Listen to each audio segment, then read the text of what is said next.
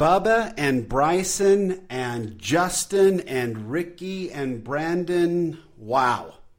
What a day at the Waste Management Phoenix Open. Let's tee it up.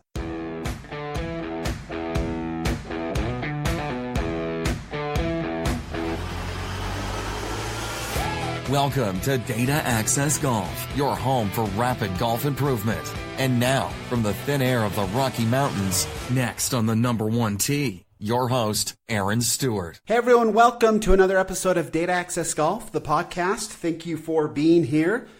Another great day at the Waste Management Phoenix Open. Some really cool golf. Kind of a weird day, right? I mean, Brandon Grace goes out there, has an amazing day.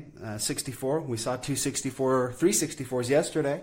Has a hole-in-one, which was pretty impressive. Especially if you see the dialogue between his caddy and Brandon. It says that the caddy was like, hey, it's 193 yards out. And the caddy says, hey, I think it's just a flushed 8-iron. And I thought, my word, it would have to be downwind, downhill, and a fairway made of asphalt for me to get an 8-iron to go 193 yards. But that's what Brandon Grace was able to do and put it right in. So at least for part of the day, he was leading. But it looks like Rickie and Justin have come roaring back up. Pretty fascinating.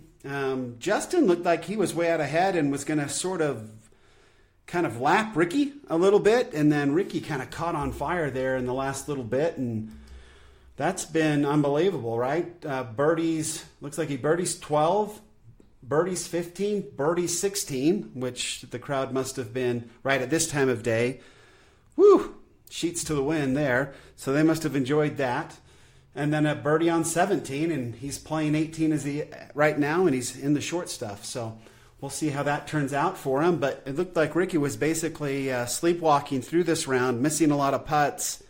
Playing okay, but missing a lot of putts. Put himself out of position a few times, but fought back. And now here he sits with an opportunity to take the lead. So really impressive play for sure.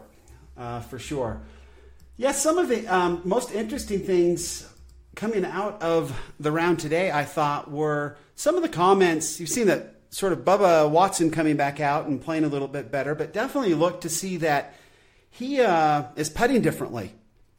And so went and did a little research and found an article on golf.com talking about how he is actually discussing the putting stroke with Bryson DeChambeau, which is that not the oddest couple in modern day golf, right? Bubba Watson, who is kind of a homegrown swing kind of a guy, never really had a teacher, just sort of watched everybody else and then just lets it fly.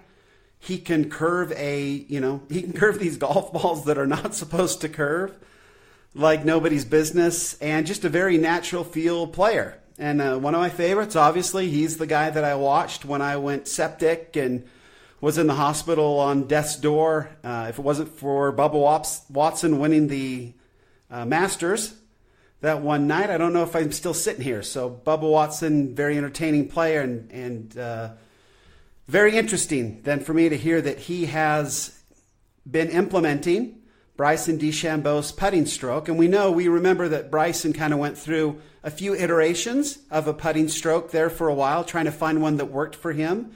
And one thing that we know about Bryson is he had a lot of technology and feedback in order for him to determine what stroke was best in putting on a really good stroke.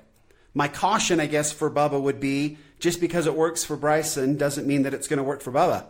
Bubba's a very different player. So I don't know if Bubba is going to take the time, nor do I know that if he embraces technology at all, to check to see if this method actually is the best method for him and how his putting stroke, which can get a little loose at times. So obviously, positioning the club up against his forearm would be helpful when you have a loose stroke like that. And based on his comments, he's saying it feels really, really solid from 15 feet in.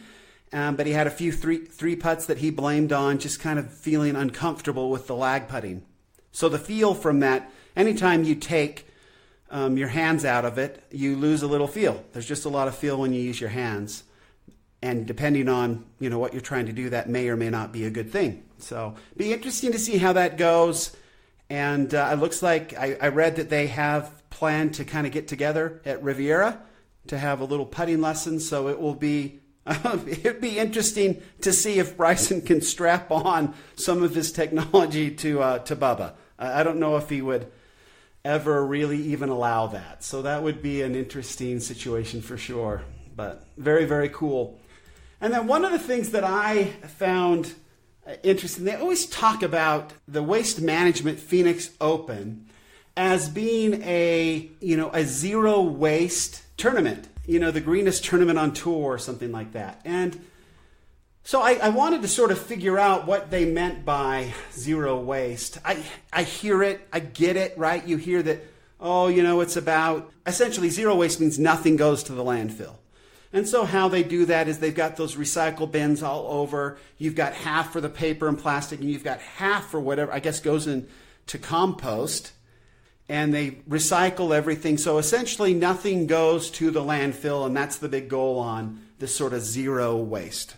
I thought to myself, well, it's impressive. I mean, as golfers, we love the environment. We love to be out. And a lot of what golf course superintendents have done and agronomists have done over the years is figure out ways to create grasses that are still excellent surfaces to play on, but need less water, which is great. Need less fertilizer, also great, right? When we're talking about, downstream. So all of that's really cool. So the concept of this zero waste is important, I think, to golfers. I'm surprised that the Waste Management Open is the largest event that is zero waste.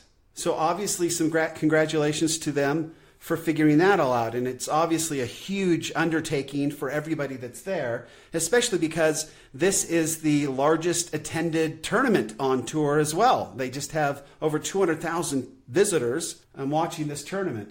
But over the course of the years, and they've re-upped now for another 10 years, I guess they've been zero waste for the last 7 years.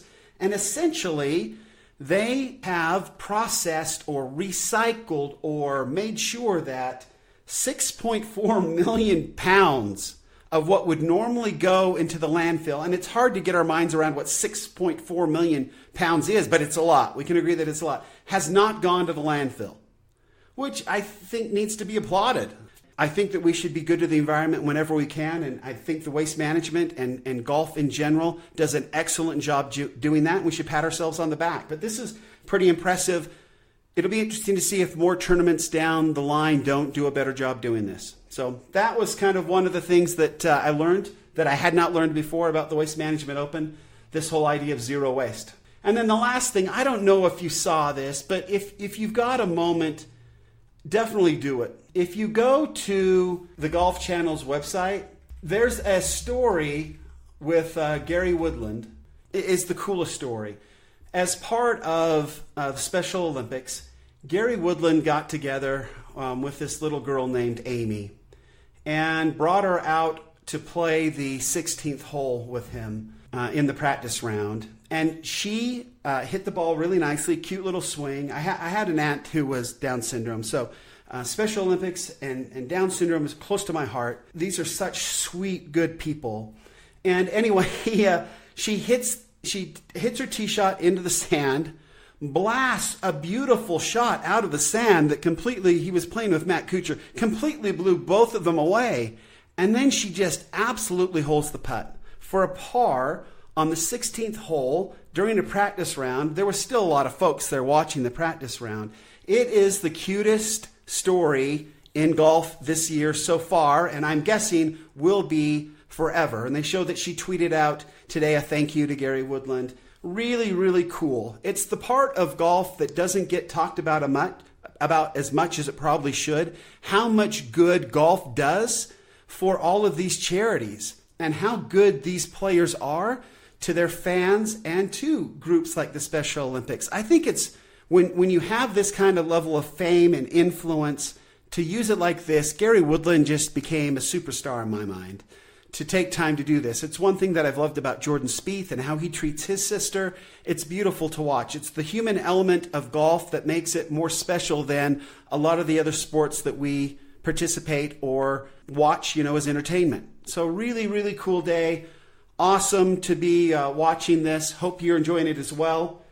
Definitely, we're going to look into this Bubba Watson thing and figure out what he's doing. I'm doing a little research right now on that whole stroke to try to understand it and figure it out and the benefits of it very soon. But other than that, a Feel Good Friday. Definitely go and check out that story with Gary Woodland and Amy. It was really cool. Have a great weekend. And remember, always, better data always means better golf. Thanks. Thanks for listening to Data Access Golf with Aaron Stewart. Check us out online at dataaccessgolf.com, and we'll see you on the next episode.